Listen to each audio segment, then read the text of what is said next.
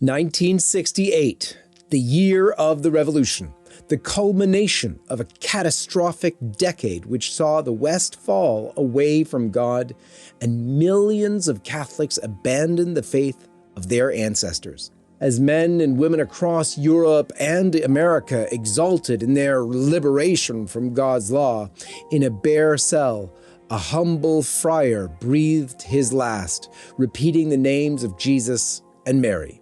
His name was Padre Pio.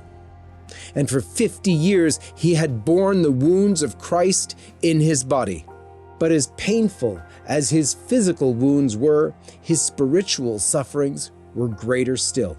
He confided to his spiritual director that, and I quote, "In comparison to what I suffer in my flesh, the spiritual combats that I endure are much worse." One cause of Padre Pio's suffering was his foreknowledge of the great apostasy that was soon to come. He foresaw that many millions of souls would fall into hell and sought to stem the tide by prayer, penance, and his sacramental ministry. When rebuked for his strictness in confession, he said, and I quote, "I beg you, do not criticize me by invoking charity, because the greatest charity is to deliver souls held fast by Satan in order to win them over to Christ." And when confronted by a priest for refusing absolution to a woman who had an abortion, something he did if he considered a penitent lacked contrition, he replied, "The day that people lose their horror for abortion will be the most terrible day for humanity. Abortion is not only a homicide, but also a suicide.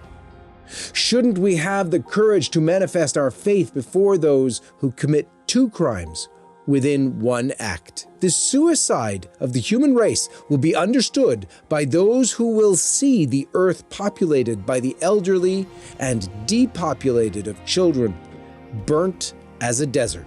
Today, one of Italy's most bloodthirsty abortionists, Emma Bonino, is praised by Francis as one of Italy's forgotten greats. This cold-hearted murderer who killed babies with a device made out of a bicycle pump is honored, while those who defend the Catholic faith are persecuted.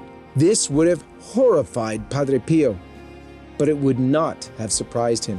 According to Father Gabriel Amorth, the great apostasy within the Church was the issue that really tormented Padre Pio and for which he prayed and offered a great part of his suffering, crucified out of love. Father Amorth recalled Padre Pio told him that, and I quote, "It is Satan who has been introduced into the bosom of the Church and within a very short time will come to rule a false church."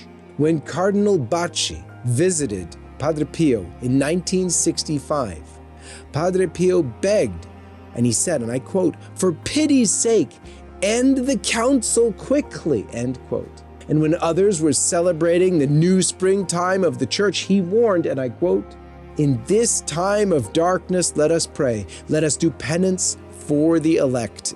As destructive reforms swept through the Church, Padre Pio raised his voice in protest. He said, and I quote, "What in the world are you up to in Rome? What are you scheming? You even want to change the rule of St. Francis.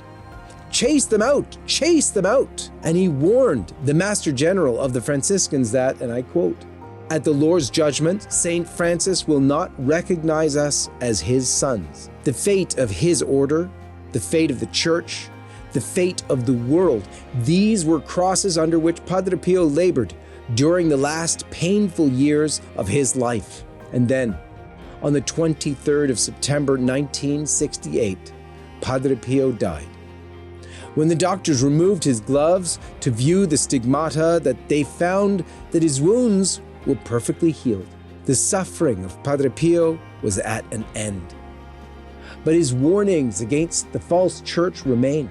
Today, Catholics all over the world, held together by the bond of faith, still fight and pray for the true Catholic Church.